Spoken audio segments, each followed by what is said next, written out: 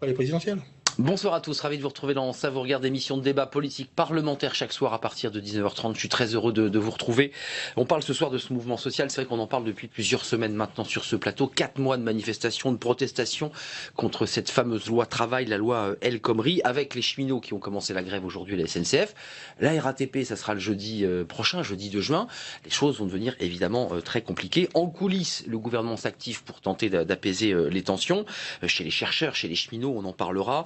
Avec une impression comme ça, hein, peut-être me trompais-je, mais d'un double jeu, d'un double langage, fermeté dans les mots et puis discussion, négociation en coulisses, notamment par exemple sur le dossier des cheminots où le patron de la SNCF a dû plier parce que le gouvernement a fait pression évidemment. Et pourtant, on en parlera ce soir, l'alignement des planètes sur le plan économique, c'est plutôt correct. Ça repart, ça va mieux pour reprendre la phrase de François Hollande, avec une hausse de l'intérim, avec des indicateurs qui repartent dans le vert. On fera le point ce soir évidemment, avec un élément de langage qui a été repris aujourd'hui largement lors des questions au gouvernement par Manuel Valls, Myriam El Khomri. Ça va mieux, l'économie repart. Où va le pays? C'est un peu la question que se posent les Français ce soir. Et ils se sont beaucoup interrogés sur les sites forums lcp.fr. Sur notre site JDD Partenaire, on a plus de 3500 votants sur la question qui a été posée, avec beaucoup de Français, d'internautes qui sont exprimés. On les entendra dans quelques instants. Et puis bien sûr, vous pouvez tweeter en direct dans notre émission. Vous avez la parole. N'hésitez pas. Et puis vous pouvez aussi aller sur Facebook si vous n'avez pas eu le temps de tweeter pour nous faire partager vos commentaires. Philippe Doucet, bonsoir. Bonsoir. Vous êtes député socialiste du Val d'Oise. Vous êtes un député réformateur. Alors les frondeurs vous appellent député libéral, mais vous faites partie des réformateurs. Sociodémocrates. Social-démocrate, merci. Vous avez sorti un livre, Réveiller Argenteuil, la belle endormie chronique d'un mandat de combat. Vous avez été le maire d'Argenteuil. Vous racontez votre expérience, on en parlera peut-être dans quelques instants avec vous. Merci d'être là. Philippe Bigier, bonsoir. Bonsoir. Président du groupe UDI à l'Assemblée nationale, député d'Eure-et-Loire, député maire de Cloix-sur-Loire, c'est en Eure-et-Loire. On vous écoutera parce qu'on est un peu sur une ligne de crête dans des négociations en coulisses. On essaiera de décrypter avec vous évidemment ce qui se passe ici à l'Assemblée nationale. Avec nous Thierry Fabre. Bonsoir. Vous êtes rédacteur en chef adjoint de Challenge. J'ai été repris d'ailleurs sur Facebook. On m'a dit qu'il ne fallait pas dire challenge, mais challenge. Donc je fais très attention maintenant quand je le dis. Francisé. En effet. La une, elle est au cœur du sujet. La France qui bloque cheminots, bureaucratie, normes, statut, corporatisme, papasses et recours. On va reparler des cheminots avec vous dans quelques instants. Éric Aubin, bonsoir. Bonsoir. Vous êtes membre de la direction confédérale de la CGT. On en parlera peut-être, mais vous étiez dans la ligne réformiste, entre guillemets, la ligne non dure, face à Philippe Martinez. Et c'est Philippe Martinez qui est aujourd'hui les rênes de la CGT, appelé le général Tapioca dans un portrait du Monde. On l'appelle vraiment comme ça, parce que c'est Michel Noblecourt qui dit que son surnom c'est le général Tapioca. Ah bah je laisse les propos à Michel Noblecourt. Vous ne savez pas si on l'appelle réellement comme ça? Vous ne le savez pas. D'abord, regardez, on verra votre communiqué, parce que je sais qu'il y a un vrai débat ce soir au sein de la CGT sur la façon dont Philippe Martinez a ouvert légèrement la porte, une sorte de dégel, mais vous avez sorti un communiqué, on le verra dans quelques instants. D'abord, regardez quand même le volet économique, parce que c'est vrai que les députés et les Français qui ont vu les questions au gouvernement ont entendu le Premier ministre, mais aussi Myriam El Khomri expliquer bien que ça allait mieux, que l'économie française repartait. Écoutez-la, et puis j'aimerais qu'on en débatte un tout petit peu avant de nous pencher sur le mouvement social. Regardez. Ce gouvernement ne renonce pas et ne renoncera pas à agir, à réformer, à prendre les mesures qui s'imposent, alors que la confiance revient, que l'investissement est là, que la consommation des ménages est incontestable, que nous avons de bons chiffres pour ce qui concerne la construction et que surtout depuis le début de l'année, nous avons constaté 70 000 chômeurs de moins. Les chiffres du mois d'avril ont montré une baisse de 19 000 demandeurs d'emploi et cela fait 5 ans dans notre pays que nous n'avions pas eu 2 mois consécutifs de baisse de demandeurs d'emploi. Et ce qui est particulièrement intéressant quand on regarde ces chiffres, c'est que nous avons une tendance depuis le 1er janvier, c'est 70 000 demandeurs d'emploi en moins. Donc il faut continuer à la fois avec des mesures conjoncturelles et également avec des mesures structurelles comme le porte la loi travail. Éric Aubin, une fois n'est pas coutume, je donne la parole au syndicat. Vous entendez, vous y croyez à ce discours? D'abord, c'est le président de la République qui a entamé par ce « ça va mieux ». Et puis là, aujourd'hui, on a des chiffres, on les verra dans quelques instants, une reprise de plus 9 de l'intérim, il y a moins de défaillances d'entreprises, il y a un chômage qui baisse légèrement, mais qui baisse. Est-ce que vous aussi, vous avez envie d'y croire, ou vous dites que le gouvernement fait de la communication? Écoutez, moi je regarde les chiffres, hein. Je siège à l'UNEDIC et à Pôle emploi. Et donc j'ai eu l'occasion de commenter les derniers chiffres du chômage. Ce que je constate, c'est qu'on a certes une baisse du nombre de demandeurs d'emploi en catégorie A, mais on a une augmentation de la précarité, puisqu'on a une augmentation de la catégorie B et C, qui sont ceux qui travaillent de façon réduite. Et donc on cache finalement la vérité des chiffres. De plus, Il y a une reprise du travail pour cela. Oui, mais de plus, ça n'a pas été dit, mais la DARES, qui sort les chiffres du chômage, a pointé le fait qu'on avait un nombre de radiations anormalement haut dans sa note, et ça n'a pas été relevé, donc je doute des derniers chiffres qui ont été donnés. Donc parce on que la bidouille DARES les le dit chiffres. elle-même. On bidouille un peu les chiffres. Bah, je dis pas qu'on bidouille, moi, je ne suis pas, mais il y a une clarté en tout cas dans la note qui a été fournie par la DARES, par le ministère du Travail, c'est qu'il y a une ambiguïté, en tout cas une incertitude sur la réalité des chiffres qui ont été donnés. Thierry Fabre-Mont et nos C'est députés. extraordinaire de ne pas pouvoir dire que ça va mieux alors que tous les indicateurs. Non, attendez, il y a pas, il y a, On va les il y a voir. le chômage, il y a les créations d'emplois, il y a la croissance, il y a le déficit budgétaire, il y a le climat des entreprises et des consommateurs. Tous les indicateurs que l'on suit au quotidien à Challenge s'améliore. Le problème, c'est que, vous savez, moi j'ai fait un papier très vite pour effectivement confirmer que ça allait mieux, et je me suis fait insulter sur les réseaux sociaux par des gens qui disaient mais vous faites la communication de François Hollande. Et c'est pas faire la communication de François Hollande que de dire que les indicateurs s'améliorent. Ça ne veut pas dire pour autant que ça enlève ce qui s'est passé pendant 4 ans. Il y a eu 4 ans de mauvaises nouvelles économiques et donc, d'une certaine façon, de l'échec de cette politique économique. Mais il n'empêche que depuis quelques semaines, tout va dans le même sens.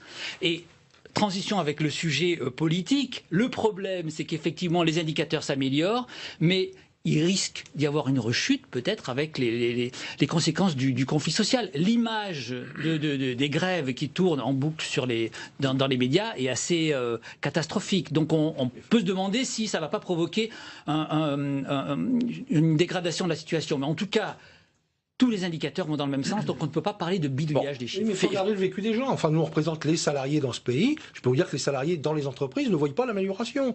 Donc, il ne faut pas leur reprocher, effectivement, de ne pas voir que ça va mieux. C'est très clair. Philippe Doucet, Philippe Vigier, regardez ces chiffres, c'est quelques chiffres. Évidemment, d'autres sont en demi-teinte, mais ceux-là sont intéressants. Je l'évoquais, 9,1% d'augmentation de l'intérim. C'est un indicateur assez fort du rebond de l'emploi. Voilà, on voit ce chiffre qui s'affiche. Et puis deux autres chiffres qui sont intéressants, vous allez les découvrir évidemment dans quelques instants. Voilà, consommation des ménages plus 1, investissement d'entreprise plus 1,6, production totale des biens et services plus 0,7. Et les défaillances d'entreprises, ça c'est intéressant, moins 10%, alors qu'elles avaient excessivement augmenté ces dernières années. Jean Pisani-Ferry de France Stratégie, qui a une vision assez intéressante quand même, qui voit l'économie globale, dit ça va mieux, ce qui ne veut pas dire que ça va bien. Est-ce que ça vous va, cette définition-là? Est-ce que ça va mieux sans pour autant dire, faisant écho aux propos d'Éric Aubin, que ça ne va pas forcément bien? Non, je pense qu'il y a deux aspects. Il y a ça va mieux, c'est les chiffres globaux, et puis est-ce que le ressenti de la vie quotidienne des uns et des autres. Quand vous êtes sur encore un niveau de chômage massif, quand il y a eu sous Lionel Jospin une baisse importante du chômage, il faut plusieurs trimestres. Il faut, je crois, de mémoire 6 trimestres pour que les citoyens se rendent compte dans leur environnement proche, leurs enfants, leurs voisins, leurs amis, leurs membres de leur famille, que Pierre, Paul ou Jacques a retrouvé un travail, une formation, que l'entreprise dans laquelle il est se développe et tout. Donc on a cet écart-là aujourd'hui entre les chiffres objectifs du fait que ça va mieux et là le ressenti des citoyens où aujourd'hui ils voient encore que c'est pas simple sur le marché du travail. C'est ce qu'on a donc vous voyez, c'est cet écart-là et c'est normal qu'il y ait cet écart-là parce que c'est encore des chiffres fragiles.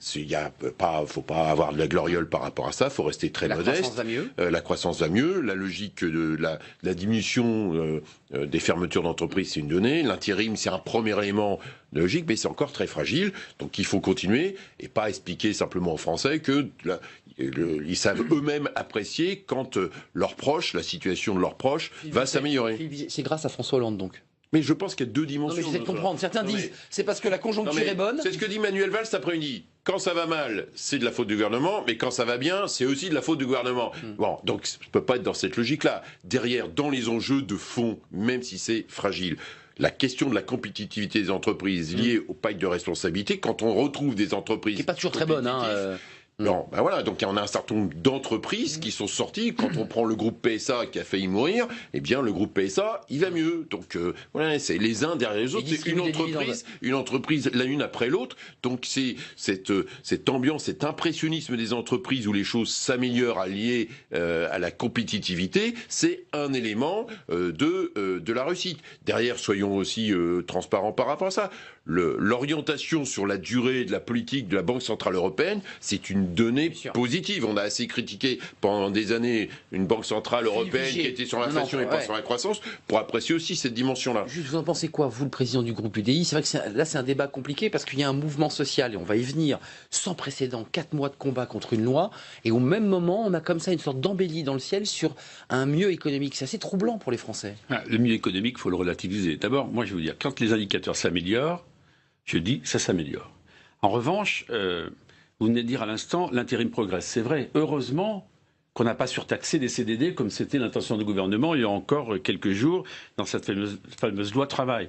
Quand on dit ça va mieux, je regarde que les investissements, ça ne vous a pas échappé. En France, ils ont baissé de 2%, pendant qu'en Europe, ils augmentaient de 16% sur la même période. En ce moment, ils augmentent. Oui, mais en Europe, ils augmentent de 15%. Ça veut dire quoi? Ça veut dire que ça veut dire que c'est très important, que ça va mieux parce que l'environnement économique mondial, l'environnement économique européen est nettement meilleur, et ça, nul ne peut le contester. Et ça irait bien mieux s'il n'y avait pas eu des fautes qui avaient été faites par François Hollande. Je vais revenir sur 2-3 fautes, à mon avis, qui sont des fautes majeures, qui ont été accomplies dès le début du quinquennat. D'abord, la baisse de la défiscalisation des heures supplémentaires. Pardonnez-moi, Éric Auvin, mais les salariés, vous les connaissez bien, ils voyaient bien qu'ils avaient 500 € de plus qui étaient disponibles pour leur pouvoir d'achat, qui était meilleur qu'il n'était auparavant. Ça a été une faute dramatique. La deuxième, c'est vraiment cette affaire de la TVA compétitivité, cette TVA sociale.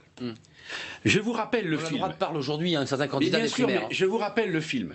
Lorsque les socialistes sont arrivés au pouvoir avec leurs amis, je me souviens très bien, étant à la commission des finances, c'est scandaleux, il faut supprimer tout ça, ça n'est pas bien du tout, on va mettre le CICE. Le CICE, quand même, il a été en place pas avant 2014. Donc on a déjà perdu 18 mois de baisse de charges sociales massives pour les entreprises.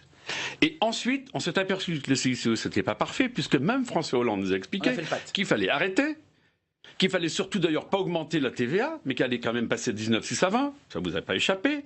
Au passage, on augmente même la TVA à taux intermédiaire qui est à 10%, on l'augmente, comme vous savez, avec des conséquences sur des secteurs assez vitaux. Et ça a été une faute économique. Donc ça irait bien mieux sans cette erreur manifeste sur le pouvoir d'achat des salariés, sans cette erreur manifeste sur cette TVA compétitivité, sans aussi le fait que les retraités, pendant 28 mois, pas d'augmentation du pouvoir d'achat. Ils ont dû subir cela. Alors c'est vrai que la croissance s'améliore, nul ne peut le contester. Mais sur le chômage, je rejoins un peu Éric Aubin. Si on fait la somme de ce qui s'est passé en mars et avril 2016, moins 60 000 pour les catégories A en mars 2016, plus 17 000 pour les catégories B, plus 34 000 pour les catégories C. Ça fait un solde de 9 000. On en a rayé 30 000 sur les listes. Donc, on peut toujours discuter des chiffres. Pour répondre à votre question, pardonnez-moi, mais depuis le début du quinquennat, pardonnez-moi une chose, mais depuis le début du quinquennat, et ça c'est aussi une faute dramatique de François Hollande. Je vous rappelle la date, c'était le 9 septembre 2012. Je vais inverser la courbe du chômage et dans un an, elle sera inversée. On en est où? Faisons les comptes, les uns avec les autres. Depuis 2012, depuis qu'il est au pouvoir. 1 million 52 000 chômeurs. Allez-y, la courbe. Par rapport à ça, j'aurais quand même aimé, je veux bien entendre un certain nombre de vos remarques. J'aurais préféré, dans votre logique à vous, vous le savez très bien, ça fait débat chez vous, que la TVA sociale, Nicolas Sarkozy la mette en début de son quinquennat et pas à la fin. Vous pouvez même pas faire le reproche, parce qu'à l'UDI, nous avons été toujours ceux qui avaient proposé 5 points de TVA depuis 2007. On ne nous a pas écoutés. J'aurais apprécié, vous parliez quand même du pacte de compétitivité et la question de la compétitivité des entreprises. Et quand même un enjeu. Thierry Fabre. Non, laissez-le parler. J'ai un point de vue d'économiste. On a interrogé Patrick Artus sur justement ce sujet, sur cette amélioration. Il a constaté que la compétitivité de l'industrie française s'est fortement améliorée. On est en dessous. Notamment les marges des entreprises. Voilà, donc il y a eu vraiment une vraie amélioration. Mais en dessous. Est-ce qu'on peut parler 5 minutes? Mieux vaut tard que jamais. Ils sont en dessous du coût allemand. Donc il y a vraiment une amélioration. Il a essayé de pondérer d'où vient cette amélioration. Le pétrole, la baisse de l'euro, mais il y a un conjoncture. tiers pour le CICE. Alors, donc ça vous arrache peut-être, mais pas la du tout, politique, non, la je vais vous politique répondre. de Non, François ce qui vous Hollande arrache- non, a quand même, Éric même Aubin. si c'est qu'un tiers, mais c'est Ouais, un chacun son tiers tour, quand même. chacun son tour. Éric Aubin, allez-y. Pardonnez-moi, Je vous répondrai juste après, Philippe Vigier. Une des erreurs de mon point de vue fondamental, c'est la poursuite des aides publiques sans condition aux entreprises. Moi, j'entends ce que vous dites. Non, mais j'entends ce que vous dites. Les entreprises vont mieux, on voit bien, les dividendes pleuvent. Sauf que pour les salariés, dividendes. non, mais pour les salariés, c'est quand même très compliqué. On leur baisse leur pouvoir d'achat. Et je fais la différence, moi, de ce qui se passe entre les grandes entreprises et les petites entreprises. Je pense qu'il faut créer les conditions pour qu'on ait des accords qui prennent en compte cette différence de situation. Moi, je suis de ceux qui pensent que, oui, il faut moduler les cotisations sociales, par exemple, en prenant en compte ce que vivent les TPE par rapport aux grands groupes. Donc, il faut que les grands groupes payent plus. Ça, c'est bien entendu quelque chose qu'on porte fortement. Et la question des aides publiques, il faut les conditionner. Parce qu'aujourd'hui, moi, j'ai entendu Pierre Gattaz, quand on a fait le pacte de responsabilité, dire on va créer 1 million d'emplois.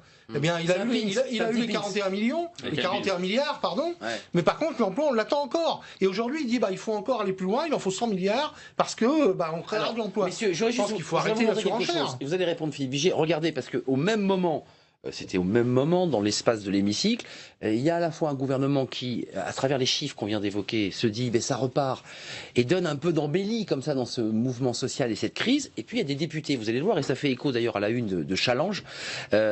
Écoutez ce député, les Républicains, extrêmement sévère, notamment avec ce qui va démarrer et ce qui a démarré ce soir, cette grève à la SNCF, et puis ce qui nous attend évidemment à la RATP dans 3 jours. Écoutez-le, et on va en débattre juste après. 1er juin 2016, un mouvement de grève illimité va bloquer les trains, les métros, les aéroports, les avions d'Air France et les ports maritimes. Après les manifestations qui dégénèrent et les blocages des raffineries, il faut reconnaître que dans le dialogue social, vous vous surpassez. Sur la scène, vous affichez votre fermeté et le président vous emboîte le pas en annonçant le maintien de l'article 2 de la loi travail. Mais dans la coulisse, vous vous apprêtez à un grand marchandage avec les syndicats les plus radicaux. La question des cheminots qui prennent effectivement leur retraite à 55 ans, la question des contrôleurs aériens dont les primes atteignent jusqu'à 160% de leur salaire, ou encore la question des anciens monopoles d'État qui sont menacés de faillite si on ne revoit pas les avantages historiques de leurs effectifs. Alors je me demande si la vraie loi travail que vous allez faire passer sera non pas la loi travail que vous avez vidée de son contenu, mais plutôt la loi des bloqueurs, la loi des privilégiés, la loi de ceux qui salissent l'engagement syndical alors que nous avons tant besoin de partenaires sociaux. Croyez-vous? Et c'est aussi, vous qui êtes des défenseurs des partenaires sociaux, c'est le dialogue social à la main des patrons. Voilà quel est le projet que vous proposez dans ce cadre-là. La social-démocratie, c'est le progrès économique et social pour tous. Le libéralisme décomplexé, c'est la richesse indécente pour quelques-uns et la casse sociale pour le plus grand nombre. À chacun de choisir son camp. Ouais. Voilà.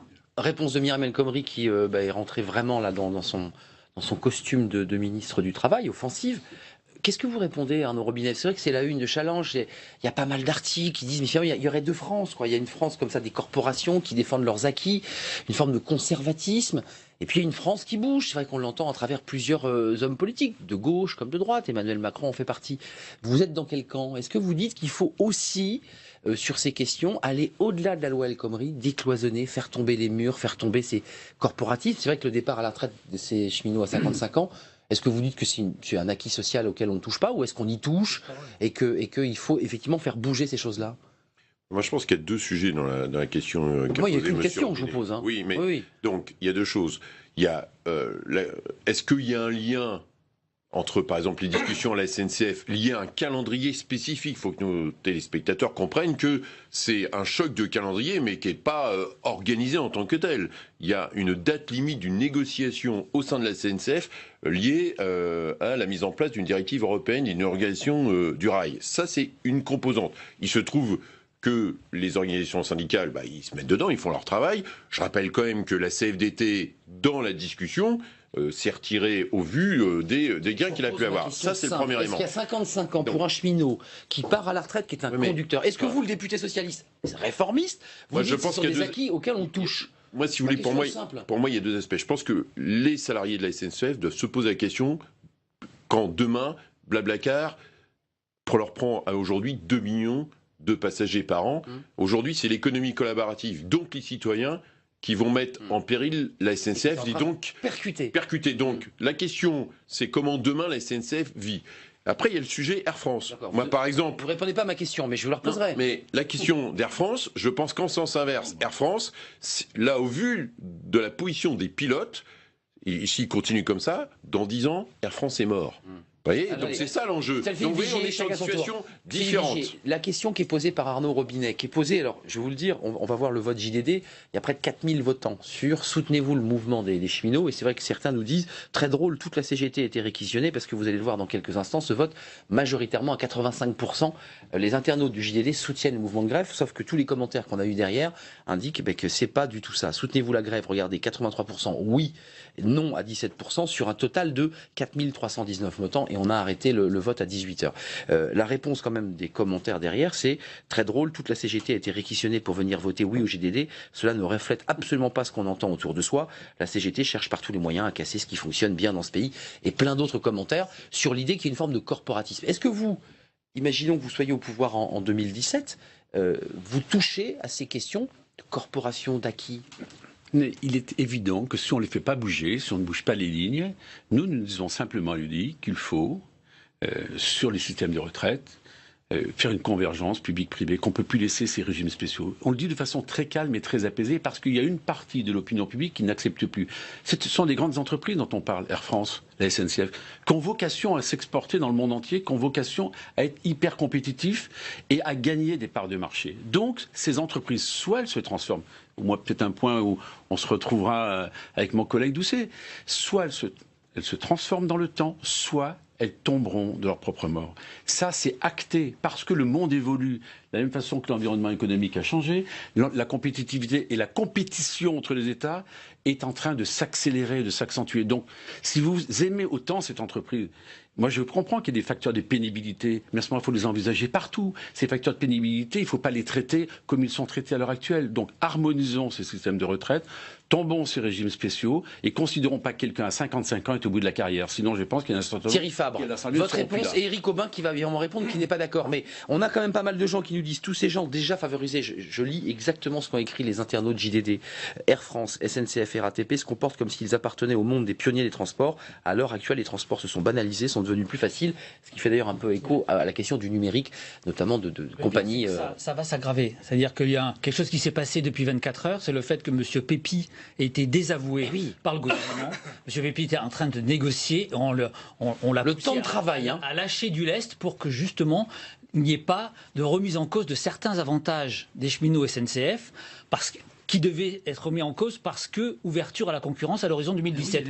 Donc il y a ce problème-là, il y a une espèce de deal qui est en train de se faire où effectivement on lâche côté SNCF pour justement... C'est ce que dit Arnaud Robinet. Diminuer la contestation. Pour le coup, sur les SNCF, pardonnez-moi, c'est pas la ligne. Hein. Alors la ligne, c'est pas la ligne, c'est pas ça la ligne. Monsieur Pépi a menacé de démissionner. Oui, Alain Vidali, ça a démenti. Donc ça a été confirmé par plusieurs sources. Donc il y a ce vrai problème. La question que vous posez, elle risque en fait de s'aggraver tout simplement par ce marchandage. Donc le gouvernement serait couché pour éviter un mouvement social de grande ampleur. Je me mets en porte-à-faux par rapport à ça. Éric Aubin et Philippe Vigier.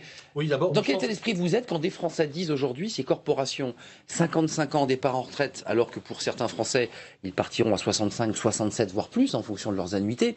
C'est vrai que ça fait drôle. Oui, mais d'abord je rectifiais parce que il n'est pas vrai que d'abord que les cheminots partent à 55 ans. Deuxièmement, il y a un report de l'âge après la loi de 2010. On doit être à 57 ou 58 dans ces eaux-là au niveau de la SNCF. 54, et il y a un alignement. Non, mais il y a un alignement. 54,2. Il y a un alignement des âges. Non, mais ça dépend de quelle catégorie vous prenez. Mais s'il y a un alignement des âges. Non, mais je vous assure, il y a une mesure aussi qui concerne les cheminots après la loi de 2010. Absolument, donc ça, c'est très clair. La loi Xavier Bertrand, courageuse, qui d'ailleurs pas remise en cause. Mais je le dis. Après, il faut bien mesurer que dans le privé, effectivement, on reporte l'âge de départ en retraite, c'est vrai, mais plus de 50% sont au chômage après 60 ans.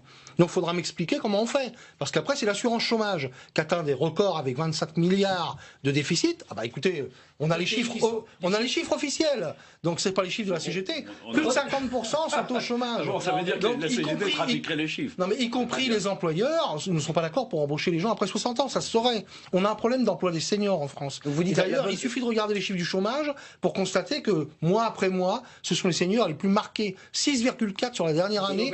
C'est l'augmentation des prix Nobel qui vient de sortir, monsieur Aubin. Lisez le livre de Jean Tirole qui explique comment... comment... Je regarde les chiffres. Qui explique que cette approche est totalement erronée. C'est-à-dire qu'il y a plein de pays... Il y a des chiffres très précis. Jean Tirole a une vision réformatrice. L'emploi des seniors, c'est une catastrophe en France. Pourquoi les pays qui ont repoussé l'âge de la retraite sont au plein emploi, comme l'Allemagne par exemple? Comment se fait-il qu'à 65 ans, on part à 65 ans et qu'on a 2 fois moins de chômage qu'en France? Parce qu'il y a beaucoup de précarité. Parce que il y a 7 millions. L'économie, les emplois, c'est pas un gâteau qu'on partage, monsieur. Vous avez déjà 8 millions de chômeurs en France avec les précaires qui sont là. Moi aussi, je préfère un 8 millions, vous allez fort, la Philippe Vigier. 8.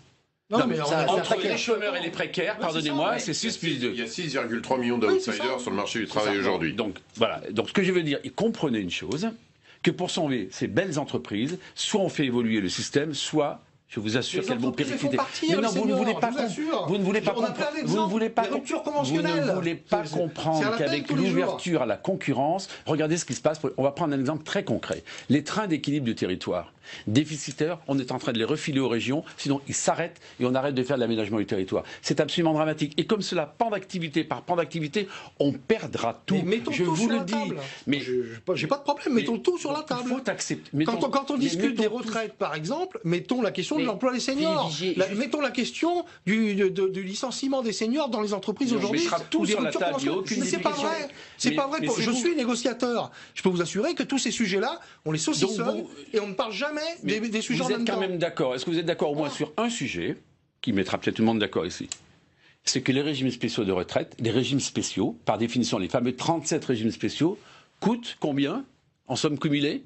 Ah mais il coûte combien pas, il coûte pas. Qu'est-ce qui se passe pour la soute EDF? Je rappelle que c'est 6 milliards du budget de l'État que l'on donne pour payer les retraites d'EDF. Et vous le savez très bien. Regardez, c'est les artisans, les commerçants. Sur la remarque sur la discussion. Non mais juste une remarque. Rappelons aussi qu'il y avait un rapport qui devait être remis d'ailleurs à Manuel Valls sur le temps de travail des fonctionnaires et que Manuel Valls l'a pour l'instant rangé au fond de l'armoire parce que c'est vrai que ce rapport là aussi visiblement allait poser quelques difficultés. Non mais c'est une remarque supplémentaire dans le débat qu'on a. La discussion sur la logique gouvernementale. D'abord, Alain Vidalis l'a dit ce matin sur une des radios du service public, que là, le gouvernement, en tant qu'actionnaire de la SNCF, pouvait avoir son mot à dire.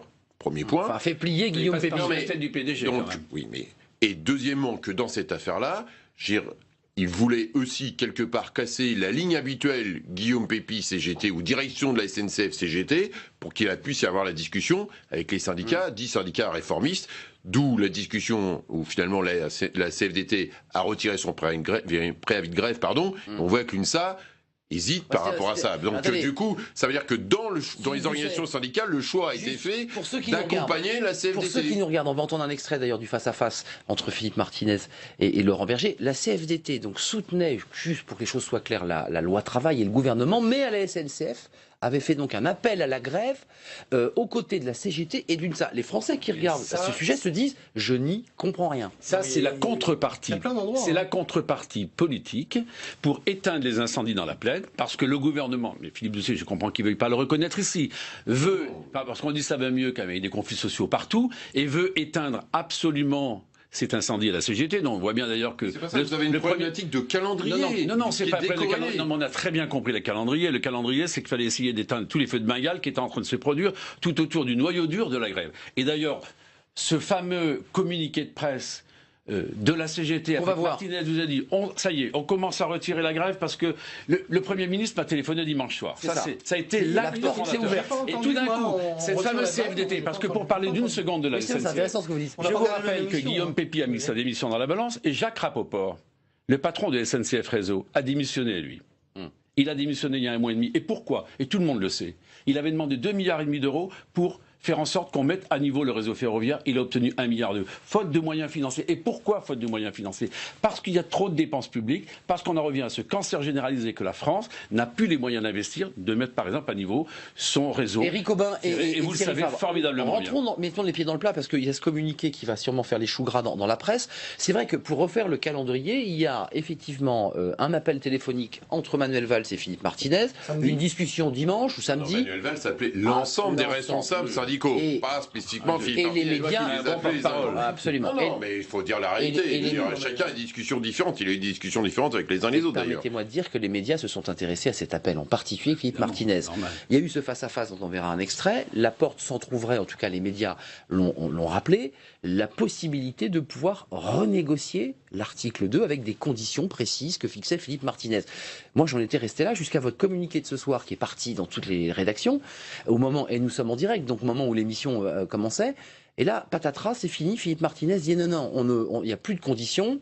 C'est le retrait du texte. Vous le confirmez bien ce soir. Vous savez, lorsqu'il y a un conflit qui dure pendant 3 mois et dont on a beaucoup de mal à trouver l'issue, je crois que tous ceux qui rajoutent de l'huile sur le feu ont bien tort. C'est le MEDEF. Le MEDEF, Pierre Gattaz, avec son article dans Le Monde, qui est purement scandaleux, sur lequel la CGT a décidé de porter plainte d'ailleurs, on va traduire Pierre Gattaz en justice, et y compris le fait que Myriam El Khomri ce matin n'a pas dénoncé les propos de Pierre Gattaz, très clairement, et a annoncé que la CGT aurait manqué des rendez-vous fixés, etc. Le ce débat qui est complètement faux.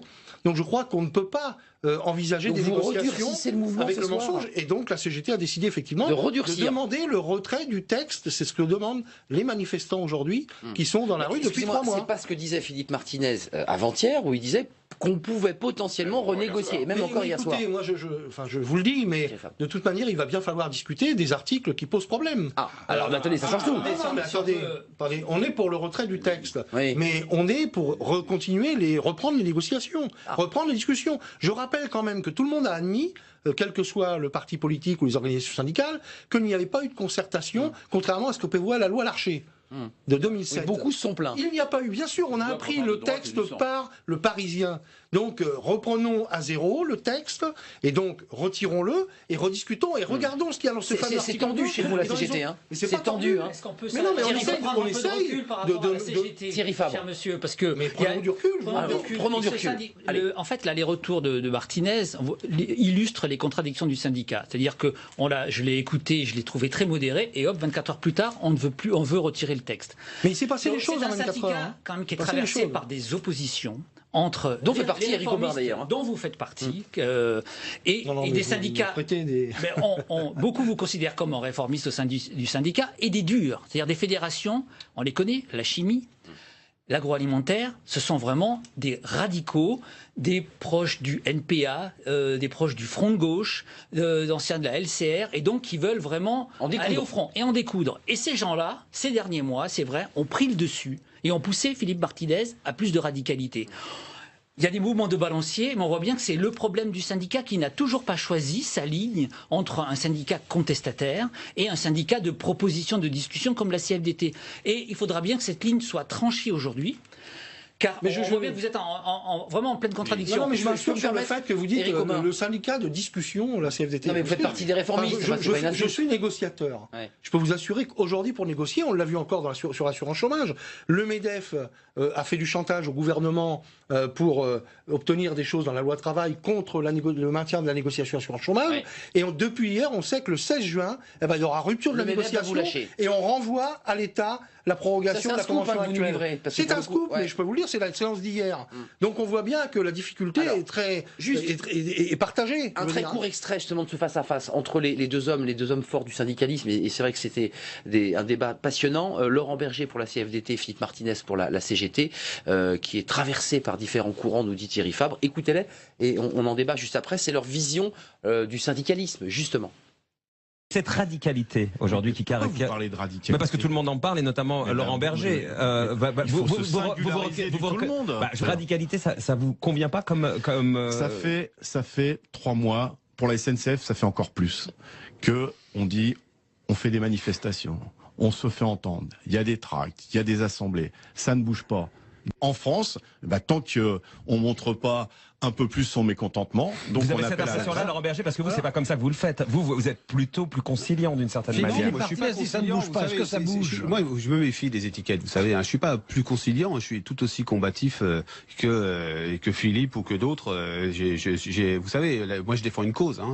Cette cause, c'est le progrès social. Est-ce que vous jugez plus efficace, plus combatif? Est-ce que vous trouvez plus efficace? La question qui est posée finalement, c'est l'efficacité. Quelle efficacité du syndicalisme? Dans quel lieu on est le plus efficace? Et avec quels moyens d'action? Et donc, je le dis, il faut savoir contester, se mobiliser, sous toutes ses formes, proposer, négocier, mener le rapport de force qui est une négociation. Dans notre pays, on ne comprend pas ce qu'est une négociation. Voilà, donc c'est intéressant, il y a le radical et le conciliant, enfin je reprends les mots du journaliste pour être poli. On a le communiqué, nous l'avons, ça y est, ce communiqué tout chaud qui sort de la CGT. Hier c'était Pierre Gattaz qui a montré le vrai visage d'un patronat rétrograde et irresponsable en insultant la CGT, première organisation syndicale de ce pays, dans l'article du Monde qu'on a montré dans notre émission. Et là vous avez donc décidé de nouveau de repartir au combat. Philippe Doucet, dans quel état d'esprit vous êtes ce soir? Parce qu'on voit quand même que la CGT fait un pas à gauche, un pas à droite, qu'on est sur une sorte de moment un peu particulier de ce mouvement et de cette crise sociale. On a le sentiment d'en sortir et qu'en même temps le tunnel reste assez long. Est-ce que c'est une drôle d'impression? Écoutez, Pierre Gattaz reste un homme totalement désespérant depuis tout le. C'est pas ce que dit la ministre du Travail, elle ne le dit pas, comme vous. Oui, mais moi je le dis comme ça, parce que derrière, honnêtement, dans une situation qui est compliquée pour le pays, avec effectivement une radicalité d'une partie de la CGT ou de la CGT, on ne reviendra pas sur le congrès de Marseille, mais quand je l'ai dénoncé par ailleurs, il y a des permanences de tagués, quand on ne dénonce pas des agressions, quand on sens violence, hein. Oui, très modestement, quand on a, pardonnez-moi, quand on a le truc quasi néo-soviétique d'imposer aux journaux de sortir un communiqué, autrement les journaux sortent pas, franchement, j'ai d'une tristesse totale par rapport à ça. Bon, donc ça, honnêtement, j'ai trouvé ça, c'est scandaleux. Mais de l'autre côté, je termine par rapport à ça, que ne pas répondre à Gattaz sur ce point. Que Pierre Gattaz sorte ça aujourd'hui, ça sert à quoi d'insulter une organisation syndicale? Ça sert à quoi d'insulter une organisation syndicale? Voilà, on peut être en désaccord avec la CGT, mais c'est pas parce que il ne peut pas avoir ce type de comportement. C'est irresponsable. C'est irresponsable. Il y a quand même des mots, parce que vous allez voir la phrase exacte de Pierre Gattaz. Il parle effectivement de méthode terroriste, méthode de voyou. Regardez, il faut tout faire. Quand on est un responsable public comme ça, et Pierre Gattaz est un responsable public, il y a des mots sur lesquels on les mots, je vais essayer de les lire. Il faut tout faire pour ne pas céder au chantage, aux violences, à l'intimidation, à la terreur. Ce n'est pas ma conception du dialogue social, mais c'est visiblement celle de la CGT. Faire respecter l'état de droit, c'est faire en sorte que les minorités qui se comportent comme des voyous, comme des terroristes, ne bloquent pas tout le pays. On ne peut pas laisser une minorité agissante, révolutionnaire, paralyser l'économie. Pour moi, le sigle CGT est égal à chômage. Est-ce que vous jetez tout, ou est-ce qu'il y a des choses que vous gardez dans ce qu'il dit? Il y a des choses que je garde, mais d'abord, je vais enlever ce que le mot terroriste n'a pas à figurer. Voilà. On est en état d'urgence. On a été, comme vous le savez, tapé par des terroristes. Après qu'ils parlent de blocage, qu'ils disent que les usagers, évidemment, empêchent de travailler, les entreprises sont bloquées. C'est ça que nos concitoyens n'arrivent pas à comprendre. Je voudrais simplement dire à Éric Aubin, imaginez cette image, état d'urgence, on bloque une raffinerie. Les gens ne comprennent pas. Moi, hier soir, je faisais une permanence, j'expliquais dans ma circonscription, il y avait une centaine de personnes. Ils m'ont interrogé là-dessus. Moi, je comprends. Et ils vous disent quoi? Ils me disent, il faut qu'il y ait un service minimum, on comprend rien. Comment se fait-il que ce gouvernement de gauche, et là c'est quand même un naufrage pour François Hollande, qui était le chantre du dialogue social, s'est fracassé sur le dialogue social, parce qu'on est à 3 mois de conflit, on voit bien qu'il y a encore des conflits qui sont qui sont annoncés. C'est pas fini. Et qui, quelque part, c'est un naufrage. Donc là, ça va pas mieux. Et ça irait beaucoup mieux si justement, par exemple, ce texte, le Premier ministre lui-même l'a reconnu, et Philippe Doucet le sait très bien, à partir du cheminement du 17 février, l'annonce du texte, il a dit oui, sur la méthode, on n'a pas été bon. En tout cas, je retiens une chose, c'est que derrière ce texte, derrière ce naufrage syndical, ce naufrage sur cette loi, qui était parti sur un certain nombre de bons principes fondateurs, et ma famille politique l'a dit, ne peut pas nous opposer le contraire, eh bien, on arrive à un texte qui n'apportera pas le surcroît de croissance que vous guettez comme moi pour faire en sorte que ce pays soit plus compétitif dans l'environnement européen. Et surtout, quelque part, on s'est fracassé sur cette méthode et sur ce dialogue social parce qu'on voit bien qu'il y a une radicalisation qui existe. Peut-être pas la vôtre, Éric Aubin. Vous êtes minoritaire à la CGT. Mais il faut qu'il en rajoute. Et la CFDT, son comportement sur la SNCF, on l'a dit tout à l'heure, sur Air France, c'est totalement scandaleux. Écoutez, on a un problème dans ce pays et c'est pas nouveau. On parle depuis longtemps de dialogue social, de démocratie sociale. Je m'excuse, il y a longtemps que la CGT dit qu'il faut se mettre autour de la table pour redécier les règles de la négociation. Les règles de discussion. Et moi, non, vous pouvez pas nous dire ça. Vous pouvez pas nous dire ça. Il y a une négociation qui a été engagée avec le MEDEF suite à la dernière convention sur chômage il y a plus d'1 an et demi, et on attend une date du MEDEF pour pouvoir reprendre la négociation qui a été rompue il y a 8 mois. Deuxième élément, moi je considère, je considère, je le dis souvent, j'utilise souvent un triptyque pour définir la qualité du dialogue social. C'est le respect, la confiance dans la durée. Aujourd'hui, on ne peut pas dire que les syndicats sont respectés. Et je mets tous les syndicats... Thierry Fabre et Karl, notre sentinelle. Dans votre sens. Mais j'y vais parce que, en fait, quand on compare les périodes, celle de Sarkozy et celle de Hollande, on se rend compte qu'il y a eu un âge d'or sous Sarkozy de relation entre le pouvoir et la CGT. Attendez, il avait choisi la CGT. Pendant 3 ans, jusqu'à la grève des retraites, il y a eu des relations... Attendez, laissez-le finir. Non, mais et donc... ça marchait beaucoup mieux parce que François Hollande a misé, et Valls encore plus, sur la CFDT. Il y a un axe de discussion entre le pouvoir socialiste et la CFDT, parce qu'évidemment, c'est la même famille. C'est la même famille. Ils se connaissent. Et donc, ils se sont dit, on va jouer la CFDT et le MEDEF, et se sont sentis exclus la CGPME et la CGT. Donc, c'est vrai que c'était un calcul, parce qu'ils se disaient aussi, les réformistes, c'est la CFDT, et vous ne l'êtes pas, donc c'était un calcul. Mais est-ce que si vous avez mis dans le bain en disant on vous aime, est-ce que vous auriez été moins radicaux? Nous, depuis 2008, on a voté la position commune.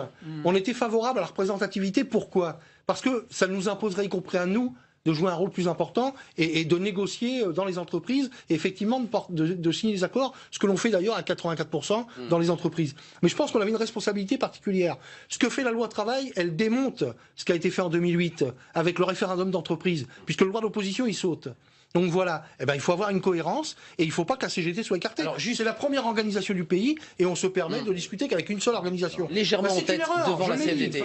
C'est une erreur. Écoutez Karl Soutra et la fin du communiqué daté du 31 mai 2016 qui est sorti à 18h15, puisqu'il faut être précis, votre communiqué, pour que les choses soient claires et qu'on sache demain ce qui nous attend, malgré cette campagne de mensonges et de désinformation, dit ce communiqué, c'est sa conclusion, le seul enjeu pour la CGT reste le retrait de la loi travail afin d'ouvrir de véritables négociations autour d'un code du travail du 21e siècle. Fermez le banc, puisque là, pour le coup, ça vient fermer définitivement la porte qui avait été légèrement entrouverte par Philippe Martinez. Écoutez, Karl Soutra, notre sentinelle, vous êtes toujours dans le brouillard, mais toujours très pertinent. On vous salue, Karl. Qu'est-ce que vous en pensez de ce qui se passe chez nous en France? Parce que vous nous parlez de Londres. C'est vrai que le monde nous regarde un petit peu en ce moment. Oui, alors en l'occurrence, moi je travaille pour un groupe ferroviaire français au Royaume-Uni, où les conditions sociales et les représentations syndicales sont beaucoup plus constructives. Je trouve qu'en France, il y a un opportunisme de la part de certaines organisations syndicales qui ne cherchent pas à avancer et qui se servent d'une coïncidence d'agenda pour mettre en péril le système ferroviaire à long terme. Je trouve qu'il y a un manque de responsabilité de ces organisations syndicales qui m'étonne. Voilà. Vous lui répondez quoi, Eric Aubin? Parce que c'est vrai qu'il y a beaucoup de Français qui ne sont pas syndiqués, et je le redis ce soir calmement, qui disent mais les cheminots ne sont pas concernés directement par la loi travail, la RATP non plus. Comment se fait-il que ces hommes viennent bloquer les rails alors que directement ils ne sont pas impactés? Non mais expliquez-nous, parce que certains Français veulent comprendre. Ça a été dit tout à l'heure, mais il y a une négociation, ça ne vous a pas échappé, sur l'avenir du ferroviaire dans le cadre de l'ouverture à la concurrence. Mais ça, c'est pas la loi travail. Non mais attendez, il y a ça effectivement qui amène les organisations syndicales cheminots à appeler à des mouvements. Ensuite, personne n'est dupe. Enfin, si jamais on arrivait à faire passer la loi travail telle qu'elle est aujourd'hui et qu'on allait plus loin comme certains le prétendent, eh bien ça impacterait tous les salariés de ce pays. On parle souvent de la fonction publique, mais vous savez que dans la fonction publique, il y a beaucoup de salariés qui relèvent de statut privé. Donc ils seront concernés demain comme les autres. Enfin, je crois que tout le monde l'a bien compris. Tout le monde l'a bien compris, ça. Ensuite, quand je regarde ce qui se passe au niveau de la Confédération européenne des syndicats, je constate que chez les cheminots, au niveau européen, l'attitude est la même. Enfin, l'analyse est la même. Donc, regardons ce que dit la CNS. Un mot et un sujet quand même pour voir où on en est dans la négo de la loi travail, parce que les Français se disent, après tout, c'est le cœur du débat. Est-ce que vous avez le sentiment, vous, Philippe Doucet, qui appartenez aux réformateurs, qui avez envie que la France bouge, qui vous êtes opposé très durement avec les frontistes ou les frondeurs du PS, est-ce que vous avez le sentiment d'être pris au piège par les syndicats, là, ce soir? Non, mais il n'y a pas... Piégé, en quelque sorte. Il n'y a pas les syndicats. On voit bien qu'il y a une fracture syndicale. La CGT. Oui, mais parce que M. Aubin l'a dit assez justement, dans ce qui se joue derrière, on a, nous, constaté à regret, là où il pouvait y avoir un bon accord, on va dire, entre la droite et la CGT, des trucs historiques, on a eu Pompidou, Ségui, enfin tout ce qu'on connaît par cœur, c'est vrai que la matrice de ce qu'on veut monter à gauche, dans la gauche réformiste, dans la gauche social-démocrate. Ça passe pas chez vous déjà. Donc du coup, nous, ce qu'on souhaite, c'est qu'il puisse y avoir cette logique, non pas du mode du rapport de force et de ce qu'on peut voir, du chantage, qui est dommageable, que ce soit l'histoire de la néo-Pravda au blocage d'un certain nombre de raffineries, etc., et que les choses se font autour de la table. Ce que disait un peu Laurent Berger sur RTL, en disant on a du mal à avoir le dialogue, à avoir la négociation. Il me semble qu'on peut dialoguer sans bloquer des raffineries. On peut être dans cette logique-là. J'ai une question à poser. Par rapport à ça. C'est clair que la CGT s'inquiète, y compris parce qu'il y a des élections d'ici la fin de l'année dans les TPE. Il y a des élections dans les TPE, et ça m'étonnerait beaucoup que la CGT sorte vainqueur de cette affaire-là. Question de fond, excusez-moi. Thierry Fabre. Pourquoi la CFDT soutient cette loi? Est-ce qu'ils sont fous? Attendez, laissez-moi. Est-ce qu'ils sont antisociaux? Vous avez bien écouté Laurent Berger? C'est-à-dire que Laurent Berger dit je soutiens cette loi parce qu'il y a des avancées pour les travailleurs. Et ce qui est intéressant, c'est de voir que vous êtes un peu sur deux planètes. Parce que, laissez-moi terminer. Laurent Berger, il fait le pari qu'on peut négocier dans l'entreprise et qu'on peut s'adapter dans l'entreprise et que, regardez, le contrat STX sur les paquebots. Ils ont signé un contrat de compétitivité où ils ont renié sur certains avantages, ils se sont adaptés à la commande et boum, aujourd'hui... Bon, en tout cas, lui, il mise sur ce genre d'exemple... Non, laisse-moi terminer juste une seconde. Il mise sur ce genre d'exemple parce qu'il croit justement à une négociation dans l'entreprise qui soit adaptée à l'entreprise. Vous, c'était clair dans ce qu'a dit M. Martinez hier, c'est-à-dire vous voulez un peu le même habit pour tout le monde. Vous ne voulez pas qu'une entreprise soit différente de l'habit de la branche. Et donc ça c'est vraiment ce qui vous différencie totalement. Laissez-moi un peu de temps pour répondre. Une minute. Non, mais je crois que ça a été très clair hier sur RTL, puisque c'était l'émission sur RTL. C'est très clair, il y a deux conceptions du syndicalisme. Effectivement, nous on considère qu'il ne faut pas créer un code du travail par entreprise. On pense que le fait de négocier par entreprise... Non mais attendez, non, c'est pas caricatural. En plus, je peux vous assurer, pour rencontrer de nombreux représentants de la CGPME ou les TPE, je peux vous dire qu'eux ne sont pas du tout d'accord avec l'inversion de la hiérarchie des normes. Ils savent bien que ça va faire de la concurrence entre entreprises, parce qu'il y a les entreprises... Et bien sûr pour cette raison, et vous le savez très bien. Mais si, bien sûr. Les syndicaux pourront plus venir, parce que les représentants syndicaux, les accords de branche ne pourront plus venir dans les entreprises comme ils le faisaient auparavant. Non, mais c'est l'accord d'entreprise ne peut pas être en dessous de la convention collective. Ça, c'est hyper important. Laissons respirer un peu l'économie. Arrêtons de vouloir tout réglementer. Non, vous allez tuer les entreprises. Vous allez tuer les entreprises. Mais non, c'est vous qui voulez les tuer. Vous les asphyxiez car vous voulez. En attendant, vous ne pouvez pas dire qu'il y a un droit du travail par entreprise derrière cette... Honnêtement, franchement, je redis à tout le monde, lisez l'interview de Laurent Berger dans La Provence, où vous avez les éléments, ce n'est pas vrai. Si on négocie par entreprise le temps de travail, la rémunération du supplémentaire, la loi travail, les organisations syndicales de la CFDT qui expliquent. Messieurs, cette inversion de la hiérarchie des normes, c'est le seul vraiment point positif qui reste dans cette loi. Si ça plaît à la droite, je suis assez... Ça me rassure. La garantie ça me rassure. Philippe Doucet a donné 400 € aux gens en leur disant ça y est, tout va bien. Non, c'est pas ce qu'on dit, c'est qu'on essaye. C'est la moitié d'un CPE. Non, pardonnez-moi, non, laissons pas cela. Les jeunes, quelle perspective on leur donne? Mais déjà, on sort les jeunes décrocheurs. Je sais pas si... Pardonnez-moi, les jeunes décrocheurs, c'est comme les 500 000 qui devaient rentrer dans les formations professionnelles. On sait sur les annonces du président de la... Il y a juste un point, excusez-moi, revenons au sujet. Parce que ça revient au climat social. On ne s'éloigne pas du tout. Tout le monde pense que cette inversion de la hiérarchie des normes, ça va tout bouleverser. Mais il faut quand même remettre les choses à leur place. Ça change pas grand-chose. Parce que ils ont les champs ouverts. Attendez, laissez-moi terminer. Les champs ouverts à la négociation sont très faibles. Et vous savez, certains points qui font polémique, comme les heures sup. Moi, j'ai interrogé les spécialistes du sujet, mais ils m'ont dit, mais vous savez, cher monsieur, ça existait déjà avant. Déjà, une entreprise pouvait dénégocier les heures sup à 10%, sauf si la il y avait des accords dérogatoires. Mais aujourd'hui, on renforce, ça devient la règle. Une grève pour ça, alors que ça existait déjà. Donc vous savez très bien que le changement, il est limité. C'est un objet politique. Je maintiens. La partie qui se joue, c'est le rapport de force au sein de l'organisation syndicale. Il y a un élément que vous ne prenez pas en compte, c'est la présence syndicale à l'entreprise. Quand on aura réglé effectivement la question de la présence syndicale à l'entreprise, la répression syndicale, mais c'est important. On a mis le mandatement. Bientôt le MEDEF est contre. Vous savez qu'ils râlent comme des pas possibles qu'on met le mandatement. Mais c'est un pas. Regardez ce sujet. C'est la gauche qui gouverne. Oui, mais c'est un pas. On avance. Il y a une chose qu'il faut se dire. S'il y a aussi peu de syndiqués en France, Non, mais ça. Non, mais pardonnez-moi. Mais si, il y a peu de Français. Allez voir ce qui se passe en Europe. Non, mais allez voir ce qui se passe en Allemagne. À Bruxelles, ils gèrent l'assurance chômage. Si on n'est pas syndiqué, on ne touche pas le chômage. Attendez. Vous voulez que ce soit les pouvoirs publics qui règlent le fait qu'il n'y ait pas suffisamment. Non, mais laissez-moi finir ma phrase. Je sais ce que vous allez dire. Oui, mais ceux qui nous regardent, ils ne savent pas. Donc, vous voulez régler ça? Non, je suis désolé, s'il n'y a pas suffisamment de gens syndiqués, c'est quelque part, les salariés trouvent que les syndicats ne les défendent pas bien, alors que c'est une autre mission qu'ils devraient accomplir. Donc, si on a fait une étude là-dessus, c'est que la peur des représailles, c'est la première cause. Cette loi travail, l'image que vous donnez quelque part, l'image que vous donnez, c'est celui de l'immobilisme d'un pays. Non, laissez-le finir, c'est cacophonique, chacun son tour. Je ne vous ai pas interrompu, c'est l'image d'un pays qui est incapable de se réformer. Et moi, je pense aux 6 millions qui n'ont pas de boulot. Quelle image on donne? Quelle image on donne à toutes ces familles qui vivent des vrais détails? Non, mais pardonnez-moi, vous êtes des acteurs. Et quand on est acteur, on est en situation de responsabilité. Vous avez Thierry Fabre, tout à l'heure. vous vouliez intervenir. Et donc, on ne peut pas laisser, comme cela, le dialogue social éclater, parce que ce que je retiens de cette période douloureuse, où c'est l'incapacité de réformer la France qui est en filigrane. Écoutez juste cette petite phrase très courte. Vous allez voir, c'est très court. On n'a plus le temps, malheureusement, de voir ce sujet sur l'article 2, mais il y a quand même un article dans Sud-Ouest du président de la République qui continue à communiquer, qui dit, regardez, on ira jusqu'au bout. Ça, c'est évidemment le discours gouvernemental.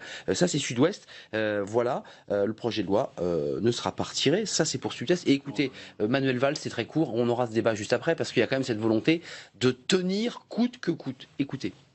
Le texte non seulement suit son parcours parlementaire au Sénat, mais le cœur de ce texte, c'est-à-dire les droits nouveaux pour les salariés et bien sûr le dialogue social dans l'entreprise, l'article 2, ça doit être préservé, c'est soutenu par les organisations syndicales réformistes et moi je sens que, et sur le terrain, et aussi au niveau du groupe socialiste, bien sûr, il y a beaucoup de volonté de soutenir ce qui est la démarche du gouvernement.